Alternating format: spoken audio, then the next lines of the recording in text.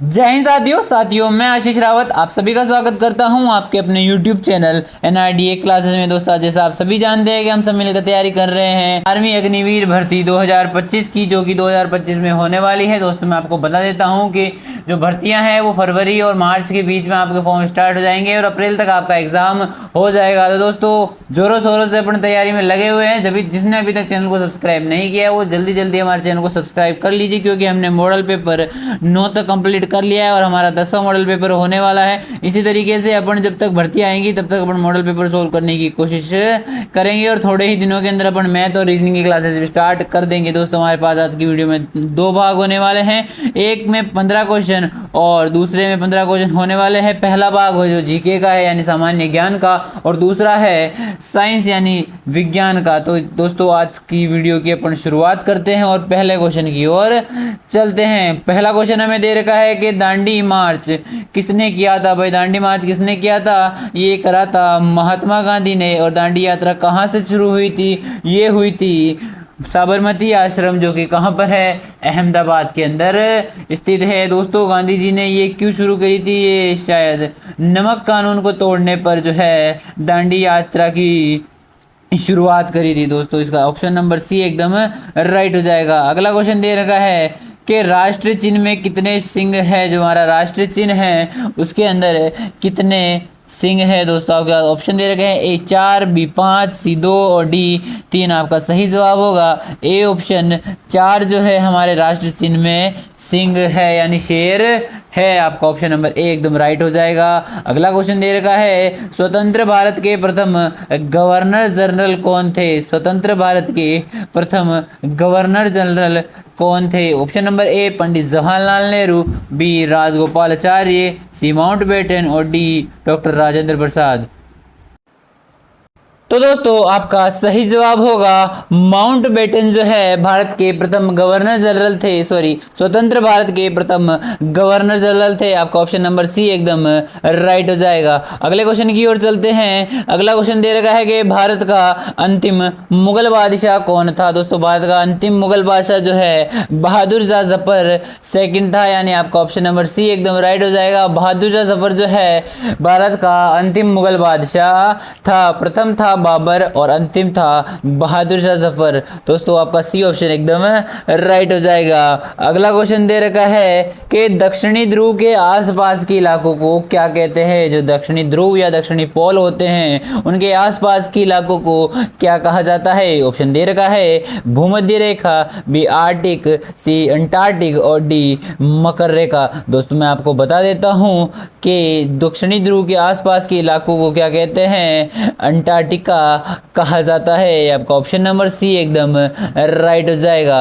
अगले क्वेश्चन की ओर चलते हैं और अगला क्वेश्चन हमसे पूछ रहा है कि क्रिकेट के दोनों विकेटों के बीच में कितनी दूरी होती है। क्रिकेट की दोनों तरफ विकेट लगाए जाते हैं तो एक तरफ खिलाड़ी खेलता है और दूसरी तरफ रनर खड़ा रहता है और एक दूसरे को क्रॉस करते हैं और इस तरीके से बैटिंग करी जाती है। क्रिकेट के बारे में मैं आपको ज़्यादा नहीं बताऊंगा क्योंकि आप मुझसे ज़्यादा ही जानते होंगे। दोस्तों मैं आपको बता देता हूं इसकी जो पिच होती है उसकी लंबाई पूछ रहा है। जो क्रिकेट की पिच की लंबाई होती है वो 22 गज होती है, तो ये आपको याद रख लेना है। ऑप्शन ए आपका एकदम राइट हो जाएगा। दोस्तों खेल संबंधित क्वेश्चन हर बार पूछे जाते हैं, तो खेल संबंधित क्वेश्चन आपको अच्छे से याद कर लेने हैं। अगले क्वेश्चन की ओर चलते हैं। अगला क्वेश्चन हमें कह रहा है कि बनारस हिंदू विश्वविद्यालय की स्थापना किसने करी थी। जो बनारस हिंदू विश्वविद्यालय है उसकी स्थापना किसने करी थी? दोस्तों ऑप्शन दे रखा है ए गोपाल कृष्ण गोखले, बी मदन मोहन मालवीय, सी महात्मा गांधी और डी इनमें से कोई नहीं। दोस्तों आपका सही जवाब होगा मदन मोहन मालवीय ने जो है बनारस हिंदू विश्वविद्यालय की स्थापना करी थी। अगले क्वेश्चन की ओर चलते हैं और अगला क्वेश्चन हमें दे रखा है कि भारत के किस भाग में चाय और कॉफी जो है दोनों एक साथ बोई जाती है या उनकी खेती करी जाती है। दोस्तों मैं आपको बता देता हूं कि दक्षिणी पूर्व जो इलाका है उसके अंदर चाय और कॉपी की पैदावार साथ साथ होती है। आपका ऑप्शन नंबर बी एकदम राइट हो जाएगा। अगले क्वेश्चन की ओर चलते हैं। अगला क्वेश्चन हमें दे रखा है कि जिम कॉर्बेट राष्ट्रीय उद्यान कहाँ स्थित है। जो जिम कॉर्बेट राष्ट्रीय उद्यान है वो कहाँ पर है, वो है उत्तराखंड के अंदर। आपका ऑप्शन बी एकदम राइट हो जाएगा। जो जिम कॉर्बेट नेशनल पार्क है वो उत्तराखंड के अंदर स्थित है। आपका ऑप्शन नंबर बी एकदम राइट हो जाएगा। अगला क्वेश्चन पूछ रहा है कि बगीचों का शहर किसे कहा जाता है। जो भाई बगीचों का शहर होता है वह किसे कहा जाता है। A option Bengaluru, B Srinagar, C Guwahati और डी शिलोंग। दोस्तों आपका सही जवाब होगा बगीचों का शहर बेंगलुरु को कहा जाता है। आपका ऑप्शन नंबर ए एकदम राइट हो जाएगा। दोस्तों अगले क्वेश्चन की ओर चलते हैं और अगला क्वेश्चन हमसे पूछ रहा है भाई कि किस शहर को अरब सागर की रानी कहा जाता है। भाई कौन सा शहर है जिसे अरब सागर की रानी कहा जाता है। दोस्तों मैं आपको बता देता हूँ कोचीन को जो है, कोचीन होगा दोस्तों, ये कोचिंग नहीं होगा, कोचीन को जो है अरब सागर की रानी कहा जाता है। आपका ऑप्शन नंबर ए एकदम राइट हो जाएगा। और इसकी जो है आप करेक्शन कर लीजिएगा अगर आप क्वेश्चनों को उतारते हैं तो कोचीन इसका सही जवाब हो जाएगा। दोस्तों मैं आपको जो क्वेश्चन बता देता हूं वो सारे ही इंपॉर्टेंट क्वेश्चन होते हैं, तो आप साथ के साथ इन्हें उतारते चलिएगा अगर आपको कोई क्वेश्चन नहीं आता है तो। अगला क्वेश्चन दे रखा है कि भगवान महावीर का जन्म स्थान है। भाई भगवान महावीर का जन्म स्थान कौन सा है। A option Pataliputra, B Vaishali, C Kapilavastu और डी उज्जैन। दोस्तों आपका ए बी ऑप्शन एकदम राइट हो जाएगा। भगवान महावीर का जन्म जो है क्या है, वैशाली के अंदर है। आपका ऑप्शन नंबर बी एकदम राइट हो जाएगा।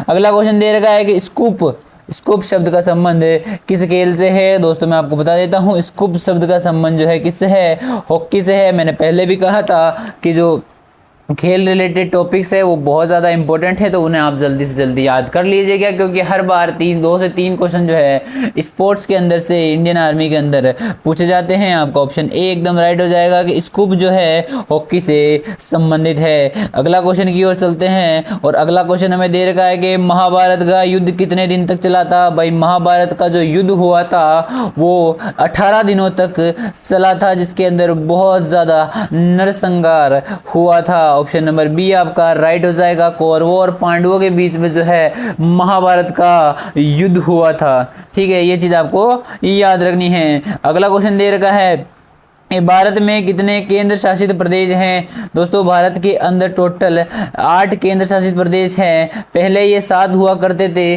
फिर इन्हें 9 भी करा था, लेकिन अब जो है टोटल 8 केंद्र शासित प्रदेश वर्तमान में हमारे भारत के अंदर हैं। दोस्तों आपका ऑप्शन नंबर जो है बी एकदम राइट हो जाएगा, यानी हमारे भारत में कितने हैं, 8 केंद्र शासित प्रदेश वर्तमान में हैं। अगला क्वेश्चन की ओर चलते हैं और अगला क्वेश्चन से हमारे जो है साइंस के क्वेश्चन स्टार्ट होने वाले हैं। दोस्तों पहला ही क्वेश्चन में पूछ रहा है कि ऊर्जा का एसआई पद्धति में मात्रक क्या होता है। ऊर्जा या फिर पावर का जो है एनर्जी का जो है एसआई पद्धति में मात्रक क्या होता है। दोस्तों ऑप्शन ए है न्यूटन, बी है जूल, सी है पास्कल और डी है इनमें से कोई नहीं। दोस्तों आपका सही जवाब होगा बी जूल जो है ऊर्जा का एसआई पद्धति में मात्रक होता है। अगला क्वेश्चन की ओर चलते हैं और अगला पूछ रहा है भाई कि गति का कौन सा नियम जड़त्व का नियम है। दोस्तों गति का प्रथम नियम जो है जड़त्व का नियम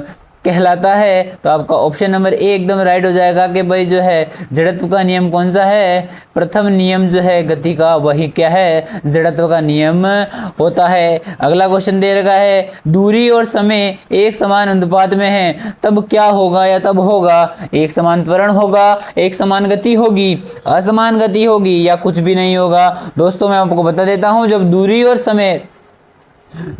और समय एक समान अनुपात में होते हैं तब एक समान क्या होती है, गति होती है। आपका ऑप्शन नंबर बी एकदम राइट हो जाएगा। अगला क्वेश्चन दे रखा है कि सीजीएस में घनत्व का मात्रक क्या होगा। भाई जो सीजीएस पद्धति होती है, 2 पद्धतियां होती हैं सीजीएस और एमकेएस, उनमें से सीजीएस पद्धति में ये क्या पूछ रहा है, घनत्व का मात्रक पूछ रहा है। इसके अंदर ऑप्शन दे रखा है A metre cube, B centimetre cube, C kilometre cube और डी इनमें से कोई नहीं। दोस्तों आपका ऑप्शन नंबर जो है बी एकदम राइट हो जाएगा। सेंटीमीटर क्यूब जो है सीजीएस पद्धति में घनत्व का मात्रक होता है। पहला अगला क्वेश्चन दे रखा है कि प्रतिबिंब के आकार तथा वस्तु के आकार का अनुपात क्या होता है।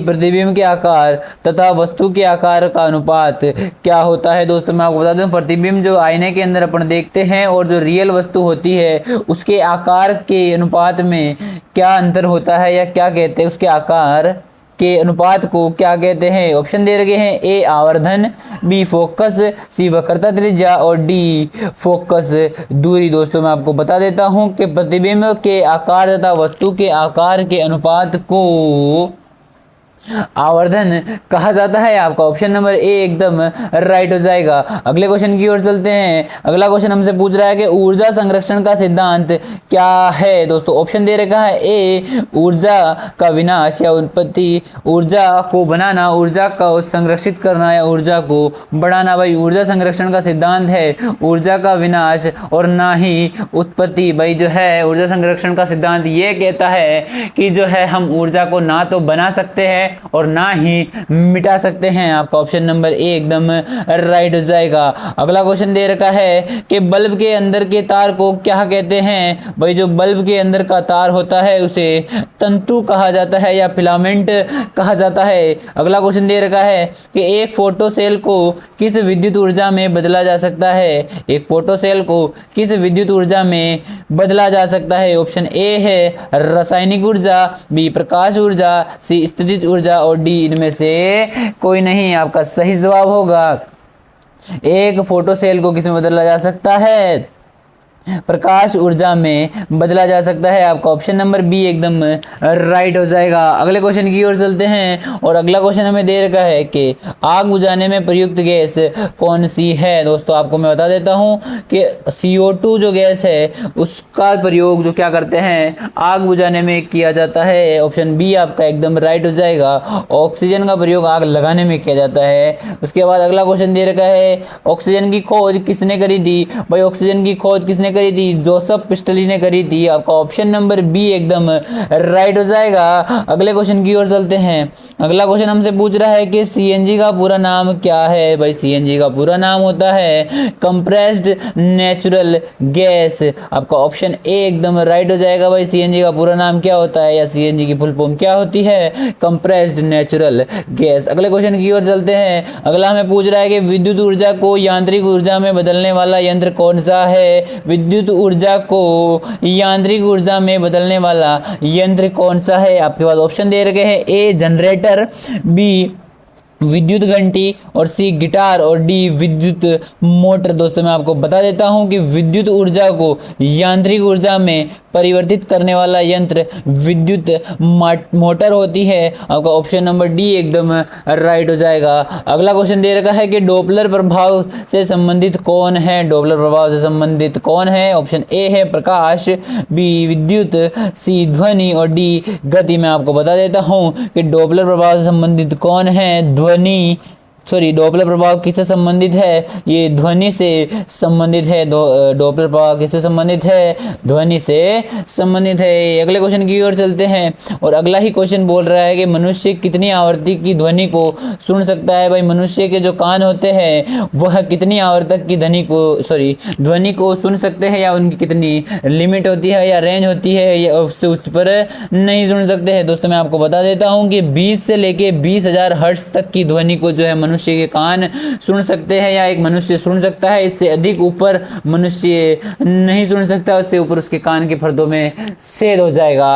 अगले क्वेश्चन की ओर चलते हैं। ये हमारे क्वेश्चन पूछ रहा है कि पानी का घनत्व अधिकतम कितना होता है। दोस्तों मैं आपको बता देता हूं कि 4 डिग्री पानी का अधिकतम घनत्व होता है। आपका ऑप्शन नंबर बी एकदम राइट हो जाएगा। अगले क्वेश्चन की ओर चलते हैं और हमारे एकेडमी का सबसे महत्वपूर्ण सवाल इस वीडियो का कि आपने 30 में से कितना स्कोर आज की वीडियो के अंदर करा, मुझे कमेंट करके ज़रूर बताना। अगर आपको क्लासेस पसंद आई हो तो वीडियो को लाइक करना, चैनल पर नए हो चैनल को सब्सक्राइब करना, वीडियो को ज़्यादा से ज़्यादा शेयर करना अपने दोस्तों के साथ के, और बताना ज़रूर कि हम जो है फ्री ऑफ कॉस्ट क्लासेस शुरू कर दी है और ये रेगुलरली अप्रैल महीने तक चलने वाली है। तो जो बंदे अभी नए 10वीं पास करे हैं वो हमारे साथ जुड़ सकते हैं और अपनी तैयारी के अंदर चार चांद लगा सकते हैं। तब तक के लिए जय हिंद, जय सिया राम।